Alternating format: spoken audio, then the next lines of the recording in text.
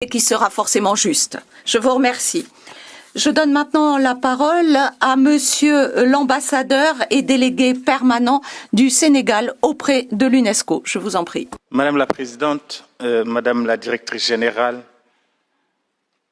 chers collègues, Mesdames et Messieurs, je voudrais à l'entame de mon propos réitérer mes chaleureuses félicitations à Madame la Présidente et lui souhaiter plein succès dans ses fonctions. Je félicite également Madame la Directrice Générale pour son introduction au débat plénier qui prend la pleine mesure des enjeux auxquels notre organisation fait face actuellement. Chers collègues, les images qui défilent sous nos yeux, celles de cadavres qui jonchent les rues de Mariupol, Boutcha, révèlent au monde l'effroi de la guerre et réveillent en nous les souvenirs des heures les plus sombres de l'humanité. À peine sortis de la guerre contre le Covid, nous voilà plongés dans un monde d'horreur qui n'est plus le fait de la nature, mais bien celui des hommes. Chaque jour qui passe révèle notre impuissance et pourtant nous ne devons pas baisser les bras, bien au contraire.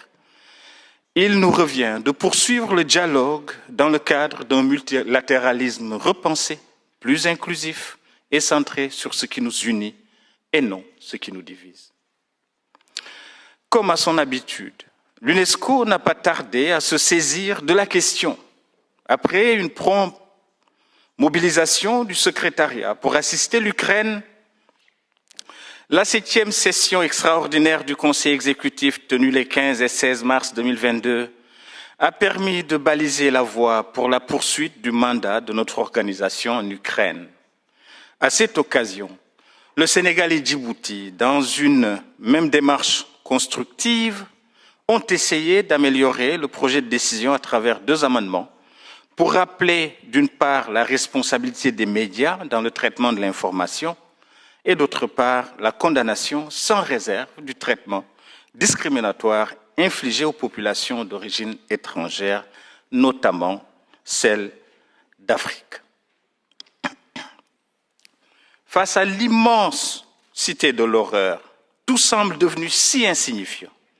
Nos progrès sur le chemin de notre vivre ensemble qu'il faudrait malgré tout magnifier. Mes chers collègues, le présent biennium marque le début de la nouvelle stratégie opérationnelle pour la priorité Afrique, adoptée lors de la 41e session de la conférence générale. Je salue les efforts louables qui ont été consentis sous la houlette de Madame la Directrice Générale, tout en appelant le secrétariat et les États membres à s'engager davantage dans le cadre des dialogues structurés sur le financement pour mobiliser les moyens financiers indispensables à la mise en œuvre idoine de la nouvelle stratégie. Madame la Directrice Générale, il y a quelques jours, le Sénégal a accueilli le 9e Forum mondial de l'eau, sous le thème « La sécurité de l'eau pour la paix et le développement durable ». C'est la première fois que cet événement, le plus grand en la matière, est organisé en Afrique subsaharienne. Les hautes allocutions d'ouverture ont souligné les enjeux géopolitiques inhérents à la question de l'eau, en mettant l'accent sur la nécessité de la coopération pour une gestion coordonnée et pacifique des bassins hydriques internationaux. Je voudrais vous remercier, Madame la Directrice Générale, pour votre participation à cette importante rencontre et pour toutes les dispositions prises par vos équipes au siège et hors siège pour contribuer à son bon déroulement. Votre séjour à Dakar a été une belle occasion pour remettre symboliquement au président de la République Macky Sall le certificat d'inscription du Thiéboudjon, art culinaire du Sénégal, sur la liste représentative du patrimoine culturel immatériel de l'humanité. Cette inscription a déjà été largement accueillie avec beaucoup de fierté et de satisfaction par la population sénégalaise. Permettez-moi de vous féliciter solennellement pour votre geste très inspiré.